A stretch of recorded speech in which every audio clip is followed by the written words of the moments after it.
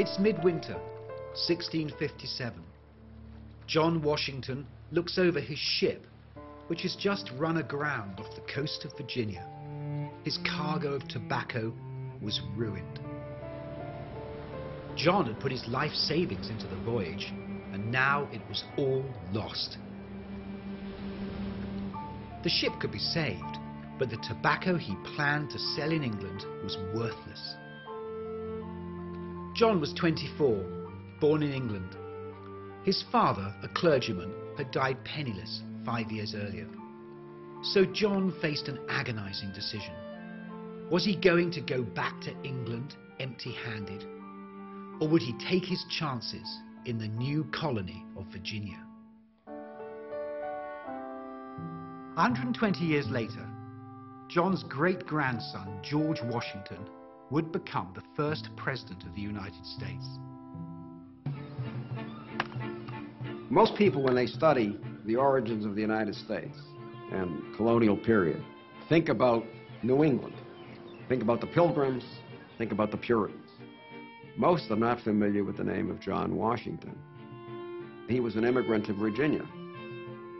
This guy comes over here, founds a family that 3 generations later produces this iconic figure, George Washington, whose story will be told in future centuries. The Washington family does reflect remarkably accurately a considerable number of the social, economic and religious changes of the 16th and 17th centuries. Increasing social mobility, religious and political tensions, emigration. Those are big themes in any English history textbook, and the Washingtons have got them all in their family. For the Washingtons, the story centers around their ancestral home, Sulgrave Manor.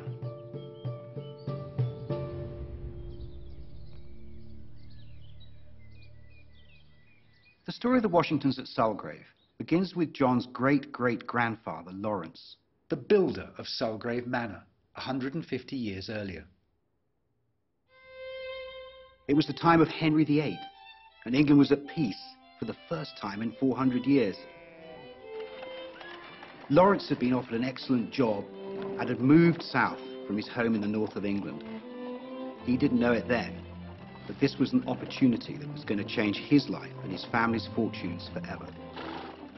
And really, for 400 years, young men like Lawrence Washington, they're able to make their way in the world other than by the force of arms. They can make it through peaceful means, trade, expanding rapidly, industry, and of course through farming and various other peaceful means.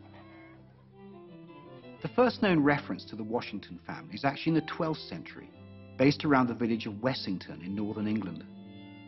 At that time, the English language wasn't standardized and was full of different pronunciations and spellings. But by the time of Henry VIII, it had become more standard, and the Wessingtons were known as the Washingtons.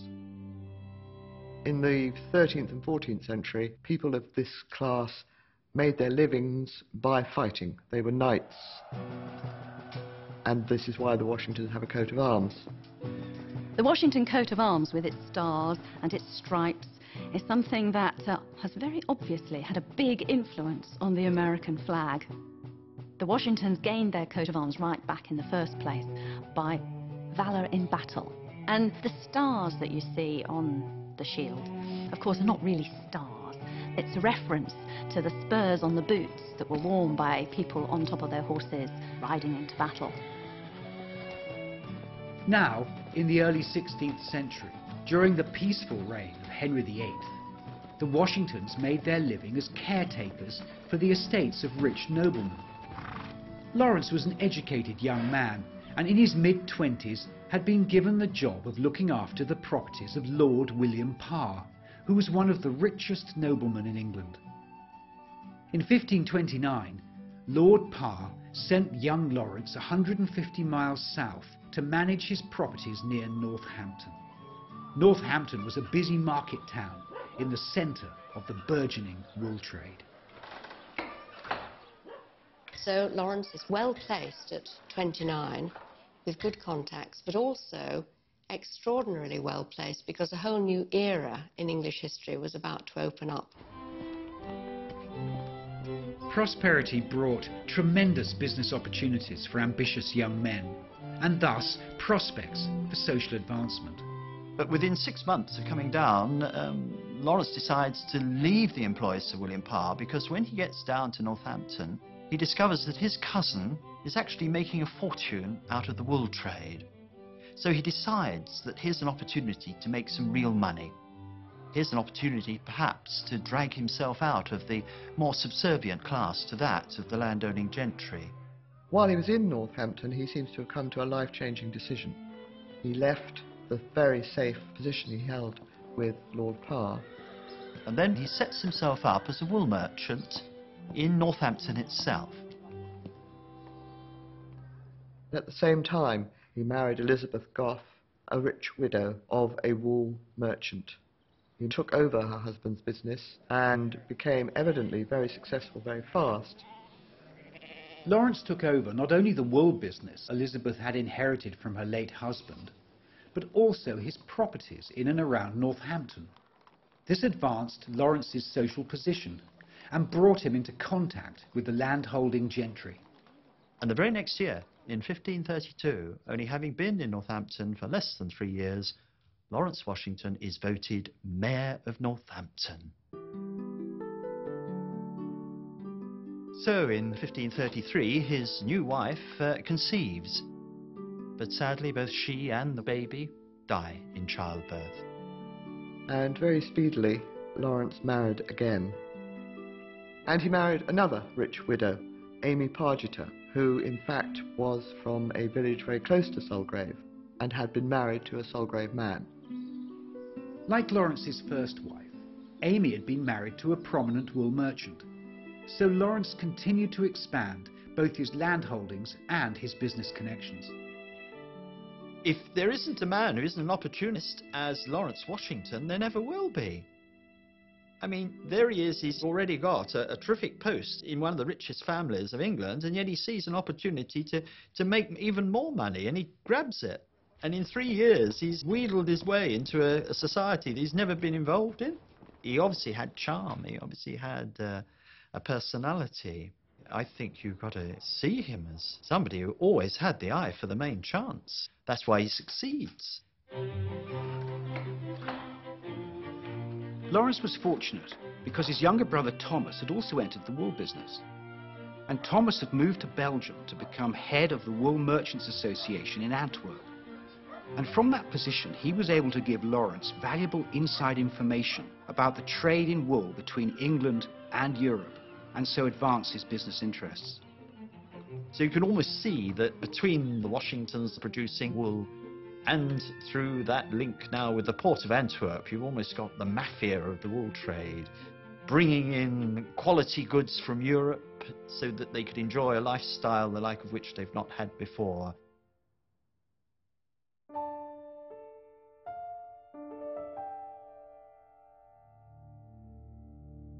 At this time, Henry VIII was having problems with the Catholic Church. Since his first wife, Catherine of Aragon, had not given him a son, he wanted the marriage annulled so he could marry again. Anne Boleyn, a maid of honour at court, caught the king's eye. But we mustn't think of this simply as a great romance or as a man who went through multiple divorces and beheaded 2 wives. There is a great theme under this, a serious theme. England must have a male heir. Hence, these marriages are about the peace of England, the long-term stability. But the Catholic Church would not allow divorce and wouldn't allow Henry to dissolve his marriage to Catherine. Unwilling to accept the Pope's refusal, Henry split with the Church and seized the lands that belonged to the Catholic monasteries. The monastic orders for centuries before had been the controlling power of England. They had acquired vast amounts of money. They owned 1/3 of England. But by the middle of the 16th century, most of the monastic orders were in a state of complete decadence. They'd lost all their charitable meaning, all their Christian concepts had gone out of the window. Henry VIII then dissolves the monastic order. He throws all the monks out to become beggars on the street. He takes all their money, and then, of course, he sells off its land to whoever wishes to purchase it. Lawrence finds himself in the right place at the right time. He controlled property through his 2 marriages, but much of it was rented from the monasteries. Now he's able to buy what he'd only been renting. So the dissolution of the monasteries, which begins in 1536, is a pivotal moment in the history of the Washington family. So Lawrence Washington, typical nouveau rich, having made money through a peaceful England, is now able to buy his own estate and to set himself up. And these included what became the family manor house and the family ancestral property at Sulgrave Manor in Northamptonshire. And what does that buy him? Well, that buys him 2 complete villages, all the buildings, all the people, all the land round about. It amounted to over 3,500 acres in all. Now he is part of the landowning gentry. It's now that he builds Sulgrave Manor House to be a home for his second wife, Amy, and eventually their 11 children.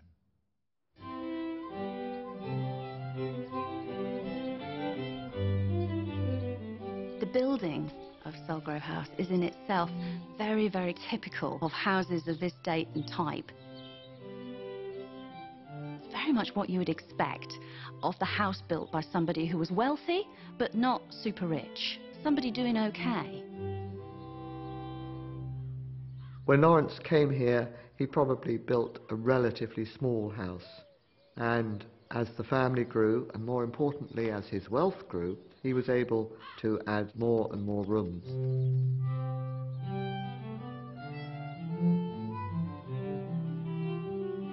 The decoration on the south porch at Sulgrave tells the world that Lawrence makes his money from sheep. The triangle is a symbol of the Wool Merchants Guild, and it's supported by 2 sheep's heads. Below that, you have the ultimate mark of success in late Tudor England, and that is the coat of arms of Queen Elizabeth I. It's got a great big great hall, which is the sort of business room of the house. That's where everything happens. It's where it's sort of like part office, part living room, part dining room. This is where the servants were coming in and out, the shepherds were coming in and out, the steward and the lord were doing their business. So it's a very public area where also the family would have eaten. This table would accommodate not only Lawrence, Amy and their 11 children, but 3 or 4 of the most important servants as well. Though other servants, of course, would be required to wait on the servants. The table is called the board. The top has 2 sides, a rough side for daily work and a shiny side for special occasions. The board has given us a number of expressions we still use today.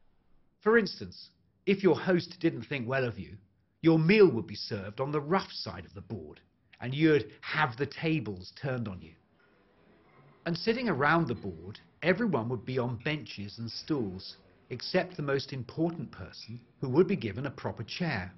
Chairs were valuable items, and this is where we get the term chairman of the board. Mr. Washington during this period was away on business an awful lot. He had business interests in Northampton and also visits down to London. A lot of travelling, a lot of living away from home. So when he's away, Mrs. Washington is the head of the household, in charge of the whole estate. Year-round, there would be crops to plant and harvest, land and livestock to maintain, but the real business of Sulgrave was wool. The men would herd and care for the sheep, and in the spring, the hard work of shearing would begin. Most of the wool would then be collected and sold to brokers and weavers in town. The wool that was kept for use at the manor would be carded and spun by the women in the household. A place of Sulgrave's size would need a staff of 20 to 30 people, depending on the season. Shearing and harvest times would be the busiest, and those workers would need to be housed and fed on the property. Between the Washingtons, with their 11 children, and all the servants and workers, there were many mouths to feed, so work went on in the kitchen all day long. The women at Sulgrave Manor would cook and clean. They'd make butter and cheese, brew beer and make medicines from the kitchen herb garden. During the day, the main bedroom in Sulgrave is a private space away from the hustle and bustle of the hall downstairs. And it's also a place where particularly the women of the household would be doing a lot of their tasks. So spinning and sewing, all those sorts of small-scale indoor domestic stuff. At night, quite a different thing. At night, the main bed is occupied by Mr. and Mrs. And then around the bed are many other people sleeping. Younger children and junior servants sleep on the floor in the same room on pull-out beds. The curtains on this bed, the hangings on the bed, would be of the most gorgeous stuff that you could afford to have. It's a status thing, it's a showing off thing, as well as being warm and comfy. And in the depths of winter in Britain, when it's flipping freezing and you've got almost no central heating and maybe not even particularly good glass in the windows, you want to be away from the drafts. It's a real luxury to be able to pull the curtains and be warm inside. It also gives a degree of privacy. And in rooms which are shared between many, many people, privacy is a luxury.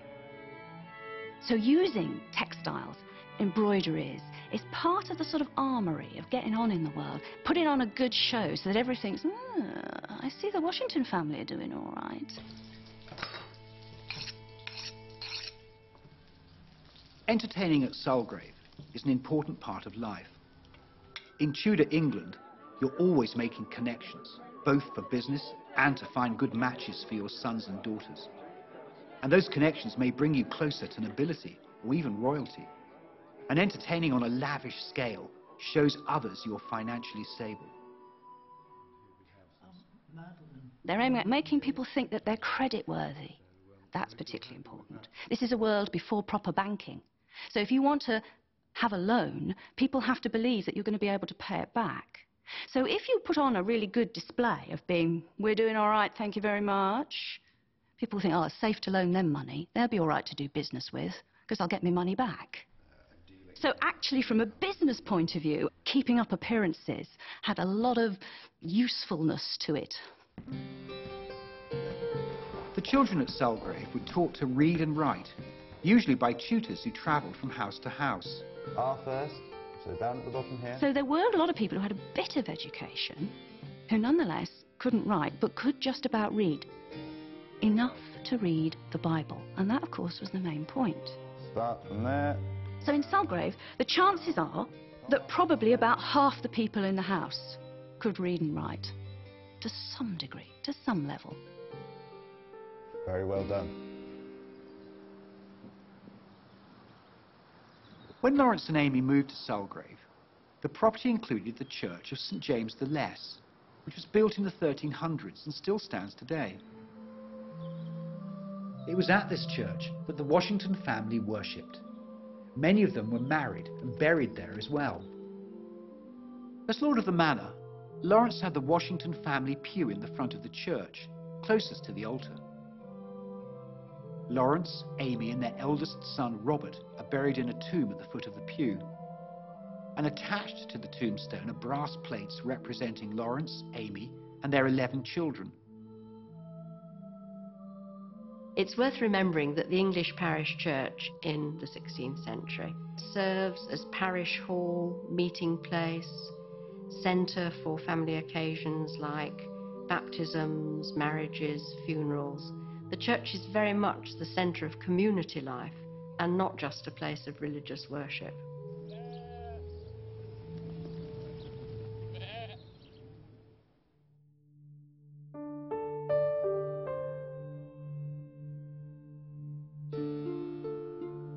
In 1547, Henry VIII died and the country was thrown into turmoil. Eventually, his eldest daughter Mary took the throne. Queen Mary was a devout Catholic who immediately re-established Catholicism as the national religion. It was an abrupt and brutal reversal of Henry's establishment of the Protestant Church of England 11 years earlier. Mary actively persecuted Protestants, burning over 300 of them at the stake and earning her the title Bloody Mary. but she died after only 5 years on the throne and was succeeded by Henry's daughter, Elizabeth. Queen Elizabeth I was one of the strongest and most successful monarchs in English history. She re-established the Church of England and standardized religious practice. The Elizabethan era was a golden age for England. It was the time of Shakespeare, expanding trade and global exploration. We remember the reign of Elizabeth I as glorious, and in many ways it was.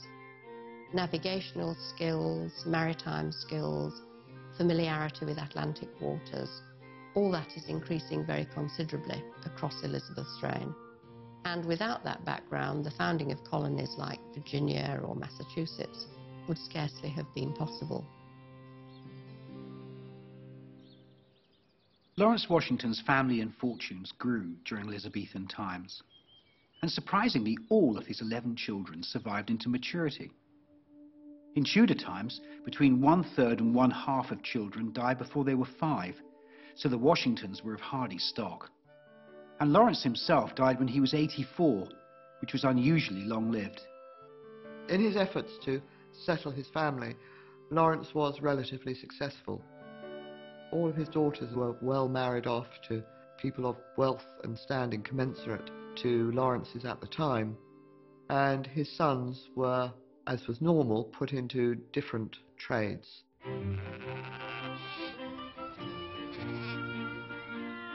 Lawrence's eldest son Robert joined him in the wool trade and inherited Sulgrave Manor.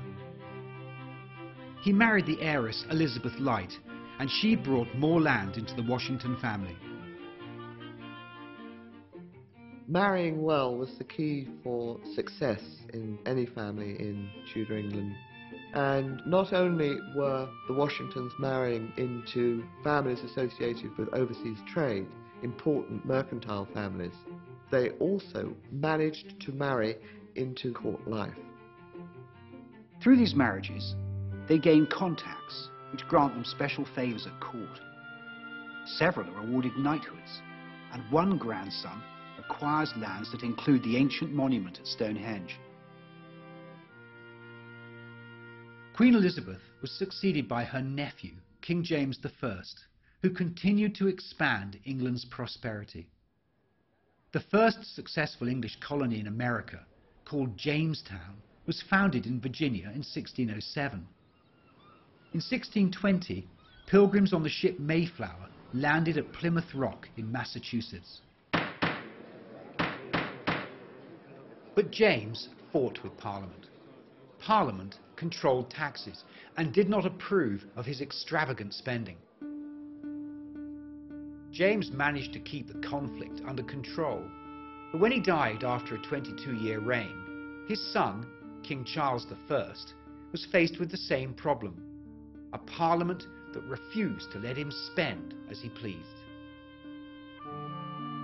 By the 1630s, under Charles I, who was a much less politically skilled king than his father, those religious and political tensions were escalating sharply. Charles is forced to call a parliament simply because he wants money. Parliament refuses to give him that money. There is a stalemate between the king and Parliament. King Charles wanted money to wage war in Europe and fight rebellion in Scotland, along with a list of other expensive projects. A rebellious group of Protestants emerged who called themselves Puritans. They vehemently supported Parliament in limiting the king's spending. The Puritans became more and more powerful as King Charles spent with abandon. Meanwhile, the Washingtons, who benefited greatly from their marriages to noble families, continue to be strong supporters of the king. And the family tree continued to grow. Lawrence the Builder has a son named Lawrence, who also has a son named Lawrence. And Lawrence's son, Robert, also has a son named Lawrence. The Lawrence name gets complicated in telling the Washington story. With so many children having large families, the name Lawrence appears in each generation, always once and sometimes more. Life would be so much easier if in 16th century England, they've been a bit more inventive in their choice of names, particularly the Washington family, where every second person is called Lawrence or Robert. Robert's grandson, also named Lawrence, would be the father of John Washington, the emigrant to the New World. This Lawrence was the fifth son of 17 children born at Sulgrave. By the time you get to the fifth son, you've basically run out of land to be able to set them up in their own manners. So you've got to find them a career. And after trade and land, the only other source of a career was the church in those days. And the church, like the court, was a way of making sure that you had a job for life. Lawrence was sent to Oxford University, which was the main training ground for the Church of England. It was the place to be for a young man wanting to rise through the church hierarchy. When he graduated, he was immediately elected a fellow, which was the first step toward higher office in the church establishment. Lawrence's career became, from this point, totally caught up in the developments which were to lead a few years later to the English Civil War.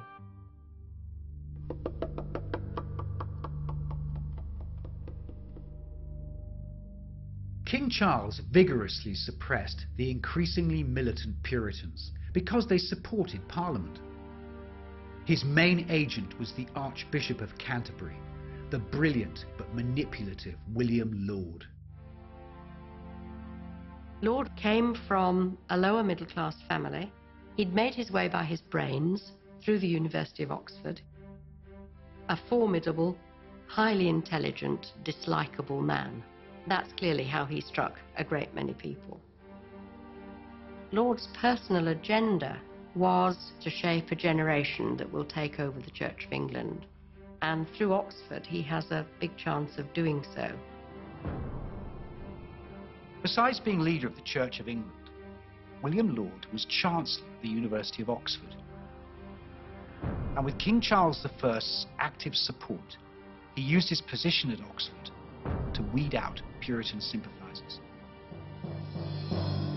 They basically sacked everybody, declaring them to be heretics, declaring them to be too radical and not acceptable Anglicans. So men who want a significant role in the university must be prepared to accept Archbishop Laud's agenda. And it's interesting that we have a Washington in exactly that role in Oxford. Lawrence was either pushed forward or stepped forward to fill one of the jobs that then became vacant. And he became responsible for the discipline, and that includes the religious discipline, of Oxford University. This was a big promotion for Reverend Lawrence, but it meant he had to act as Laud's eyes and ears and report on students and teachers at the college who might have had Puritan leanings. One has to have some sympathy with him, because this would have been an extremely exposed position to be in. By taking that job, he had identified himself with Laud and the King, and thus made himself a large number of enemies. Reverend Lawrence kept his job at Oxford for less than a year. He left voluntarily, but whether it was because of political pressure or because he wanted a comfortable living with a church congregation outside the university, we're not sure. Once Lawrence had decided to resign his fellowship and to move from the university into the church, he also was free of one of the constraints of being a fellow of Oxford University, which was that you were not allowed to be married. What we do know is that the Reverend Lawrence met a young woman called Anne Phyllis Twigden, who came from a comfortable family near London. They were married, and 5 months after leaving Oxford in 1632, their first son, John, was born.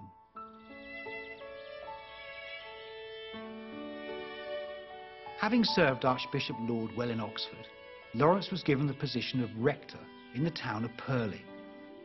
It was a rich and comfortable town in the east of England, and a prestigious appointment for Lawrence. It's a plum job. Being a rector is a very socially significant, prestigious, economically highly desirable position. Purley was a prosperous town, but it was a hotbed of Puritanism at the time. So he found himself in a community with views diametrically opposed to his own. He was in a position where, deep, as it were, in enemy Puritan territory, he was having to try and be a good Anglican priest. Now, this is in a day when most people don't read, when there is no public broadcasting.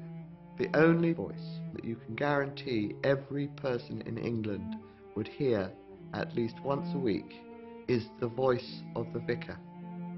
And therefore, they are the people through which Parliament and the Puritans had to make sure their message was being relayed. In spite of growing political tension, the Washingtons continued to profit handsomely from their connections to nobility and the royal court.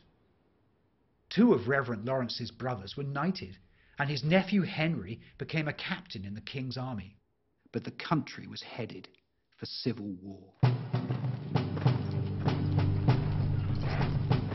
Both the Parliament and the King start raising forces.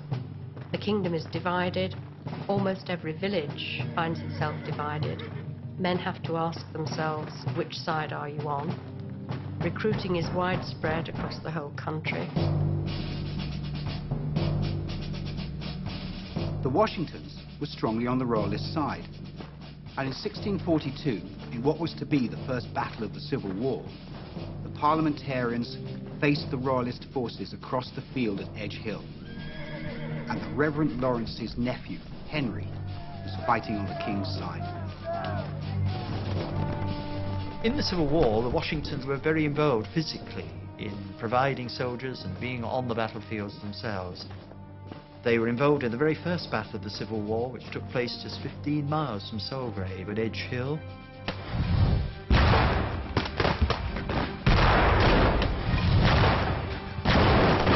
They were involved at another battle that took place just 5 miles from Sulgrave at Crofty Bridge. These great battles, skirmishes, vital control points are very close to Sulgrave. So anyone living at Sulgrave in the outbreak of war would have been more conscious than most English people of what was happening. Sulgrave Manor itself was laid to siege during the Civil War in 1644. 4 Royalist soldiers were given refuge at Sulgrave Manor until they were captured after a siege by parliamentarians. And just 30 miles away, 2 members of the Washington family died in the siege of Oxford. The Church of England, the Anglican Church, came under attack early in the war. In 1643, shortly after fighting broke out, Parliament began to investigate the allegiance of English priests. The Reverend Lawrence Washington, as a well-known supporter of the Royalist cause, becomes one of their first targets, and he is literally dragged before the courts. The Puritan courts find him guilty of all sorts of misdemeanors against the Puritan ethic. Reverend Lawrence is branded as a scandalous, malicious priest, accused of being a drunk, and I think of swearing.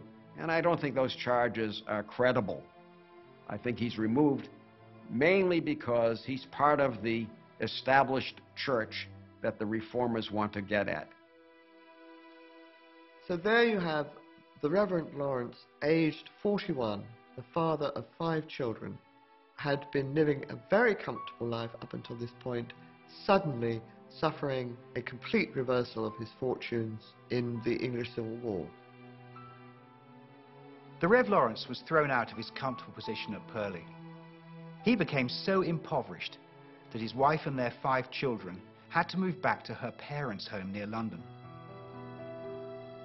Devoted to the church, he was able to secure a part-time position as a preacher in the nearby village of Little Braxted. Little Braxted was a poor community with a tiny, roughly built church, nothing like the grand and prosperous church at Purley. It would have been a humiliating come-down for Reverend Lawrence. He is in fact very lucky because the majority of the priests who lost their living in this way were not able to find other livings, but he was offered a smaller, much poorer church not that far away, where he spent the rest of his life, keeping his head down. When the Reverend Lawrence was banished to Little Braxted, the war was in its third year. It would rage on for another 7 long years. But all the way through, the Washingtons allied themselves with the king. This was exemplified by the Reverend Lawrence's nephew Henry, who by the end of the war had risen to the rank of colonel in the king's army. Colonel Henry Washington was the last royalist commander to give up his command to the parliamentary forces. He himself had made a great declaration that he was never going to give up until the last person had died. The royalist forces finally surrendered. Oliver Cromwell took over as Lord Protector of England. King Charles was captured, tried, and convicted of treason. A scaffold was erected at Whitehall, and before a large crowd, some cheering, some dismayed, the king was beheaded. So by the defeat of the royalist forces and the capture of the king, the trial and the ultimate execution of the king, the losing side really do feel that they have lost everything, and the winning side is very vengeful after these terrible 7 years of warfare. Cromwell systematically persecutes all the families that had previously supported the king. And virtually all the Washingtons that had supported the king and had risen through to positions of power, wealth and property found that at one foul swoop this was all lost. Sulgrave Manor was one of the few Washington properties to stay in the family during the course of the Civil War. By the end, it was owned by their cousins, the Makepeace family. The Reverend Lawrence died just as the war ended, having spent the rest of his career at Little Braxted. And when he dies in 1653, all the circumstances suggest that he's a broken man in material resources and in terms of his own place in that society. And it's into that situation that his son has to figure out where he's going to go. Reverend Lawrence's eldest son, John, was 19 at the end of the Civil War. In the wake of his father's disgrace, there was no family property for John to inherit, so he had to forge a new path for himself. His decision would change the Washington family's fortunes and eventually transform the New World.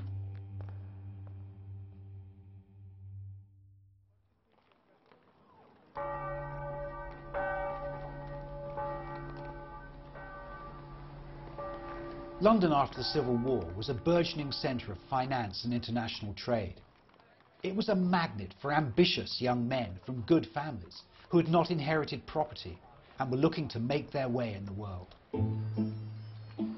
London, where John is in the 1650s, is at the epicenter of the changes that are taking place in England. In many ways, it was what the United States was like in the 1960s. It was a period of enormous turbulence, socially, culturally, certainly politically, in the wake of the killing of the king. All traditional values were up for grabs. The wild expansion in London merchant activity was directly tied to the growth of the New World colonies. Ships returning from America bore exotic goods as well as exotic tales of a rich new land, transforming how the English lived and thought. As the horizon of possibilities expanded, announcements throughout the kingdom touted opportunities for investors, sailors and settlers. It would mean that a great many men took back to their villages, to their towns, news of colonial developments. Perhaps they'd tried tobacco, perhaps they'd tried oranges, perhaps they'd tried potatoes, perhaps they'd had personal experience of what the New World trade was doing. The possibilities offered by Virginia would have been common knowledge within various branches of the Washington family. It's the sort of thing you talk about at family gatherings at Christmas and Easter. When John is in London in the 1650s, there were a variety of things he might have done. And the merchant of oceanic trade has emerged as a new cultural model for young people to emulate. And the trade of the time, the sailing trade, was tobacco. And as a young man of 18, 19, his best course was to become a merchant trader. Oceanic trade, it was what high tech is today. That's where the future was. And it was the most exciting place to be. We know that John had become a skilled sailor because in 1656, when he was 24, he received an offer from a shipowner named Edward Prescott to be the second master of the Seahorse of London, a ship that traded tobacco with the colony at Virginia. As second in command, he shared the responsibility for taking the ship safely across the perilous waters of the Atlantic. Traveling across the Atlantic Ocean in the 17th century was dangerous. An awful lot of people died on the crossing or died within a year or so of disease. Virginia in particular was a very unhealthy place through most of the 17th century. So Virginia was in some ways the Wild West of the 17th century for Englishmen who were ambitious enough and daring enough. I can't emphasize that enough. These are people who are open to the main chance and who are willing to take a risk. And the people who don't do that stay back in England and try to find a place for themselves in that traditional society. It does seem to me that when we talk about John Washington, he has some archetypal American traits of resilience and willingness to try something new, however dangerous, and way out of his comfort zone going to Virginia. John had a small inheritance from his mother, so he was able to partner with Prescott and own a share of the ship's cargo. In mid-1656, they set sail for the Baltic and Copenhagen, where the two men loaded the ship with cloth, tools and household goods to trade in Virginia for tobacco. From there, they set off on their voyage to the New World. The trip across the Atlantic could take 5 to 10 weeks. Many ships never made it to their destination. But John and Prescott's ship arrived safely in Virginia in the late fall of 1656 and began making its way along the coast. They would be sailing up and down that very fragmented coast, because on most of the bays and most of the rivers, on most of the creeks, there would be a plantation, and each plantation would deal directly with the ships. John and Prescott successfully traded their European goods in Virginia for a full load of tobacco. They were anxious to sail back to England as soon as possible to avoid the winter storms in the North Atlantic. But the ship was overloaded. In their haste, moving through the shallows of the Potomac River, the ship ran aground at Pope's Creek. The hull flooded, and all the tobacco was ruined. John has run aground in Virginia, and his whole tobacco cargo is destroyed. A huge investment. His life, his career, his merchants. John had put all his money and all his hopes into the partnership with Prescott. But now he was left penniless. The ship could be repaired, so John could go back to England, but he would have to start all over again with nothing. This must have been a pivotal moment to stay in Virginia or to go back to England. By the time he was having to make this decision, his prospects in America must have looked a lot better than his prospects in England, in the sense that there were fortunes to be made here. And we have to remember this wasn't necessarily the usual story, because we now know how many families, individuals found it too hard in the New World and went home. But England is not attractive to a royalist family, so despite the loss of his burgeoning merchant career, John stays in Virginia, and American history is transformed. Right away, John and Prescott sue each other in the Virginia court over the ruined cargo. And the two of them fall out over this, accuse each other of negligence. And the argument gets so bitter that they bring in the lawyers. The judge who heard John and Prescott's case was Nathaniel Pope, the owner of the plantation where the seahorse had run aground. John must have made quite an impression on Nathaniel Pope. For the judge, in settling the case, not only paid John's debt to Prescott out of his own money, but within a year had married his daughter Anne to the penniless newcomer. One of the richest families at that time was Nathaniel Pope's family. Nathaniel Pope was one of the first people to settle across from Maryland. Now, Anne was a native-born Virginian and a very desirable marriage prospect for all Virginians at the time. So we are left with the question of why did Nathaniel Pope choose to allow his daughter to be married to this sailor who had turned up, who probably didn't have many credentials that Nathaniel Pope was aware of. It's an interesting conundrum. Women were in considerable demand. There was a surplus of men. The ratio was probably about 1 woman to 3 men. So Anne Pope presumably had other possibilities, other options. Maybe he saw John as an immediate help in the business. John did have the skills of being able to read and write, which Nathaniel didn't have. But I have to think that it shows probably that John Washington had a certain sort of something about him. And maybe John and Anne just fell in love. We shouldn't exclude that as a possibility.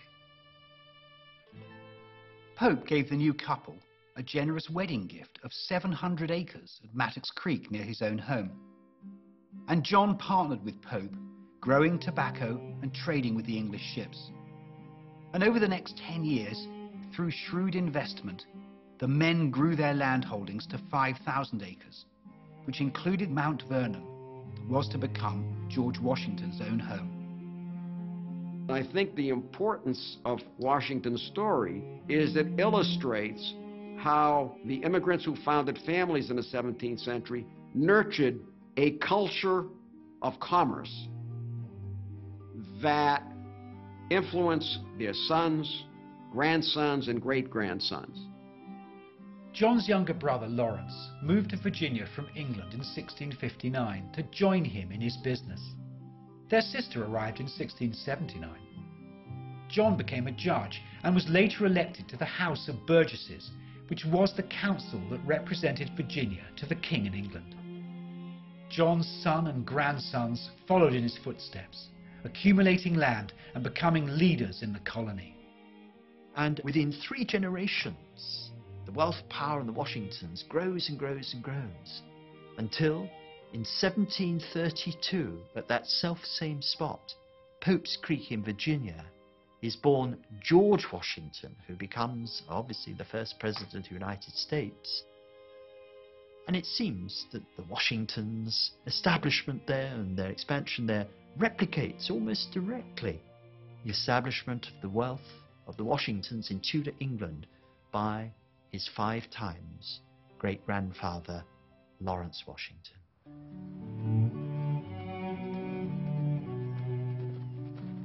From the first Lawrence coming down from Lancashire to John Washington going to Virginia, there seems to be a willingness to take a hard-headed decision of improvement. It shows perhaps the same practicality, the same emotional toughness, the same resilience in the face of whatever fortune throws at you. With George Washington, I think one can see some element of that family pragmatism and ambition. Like his ancestors, George Washington made several bold and unexpected changes in his life. transforming himself from a soldier in his youth to a gentleman farmer, and finally, in his 40s, becoming a military leader and political revolutionary. It might seem ironic that the Washingtons, who for over a century benefited so much from their associations with nobility, spawned George Washington, who was to lead America in the break with England and the King, and was to become the first president of the new and independent United States.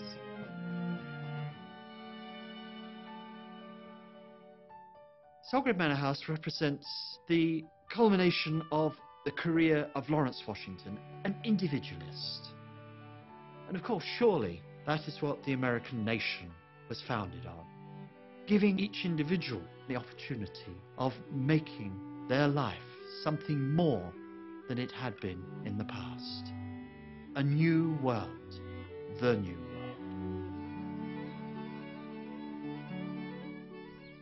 What we are trying to do here at Sulgrave Manor is to point out the degree of shared history, the relationship between the peoples. We are where we are as a house because the Washingtons moved. We are where we are as two nations because not only did John Washington move physically, George Washington moved philosophically. They established that this house should be set up and supported as a symbol of the friendship and goodwill between the two peoples of America and Britain, and it should be a centre from which these sentiments will forever radiate. That's our job. It's not a job that any other place in England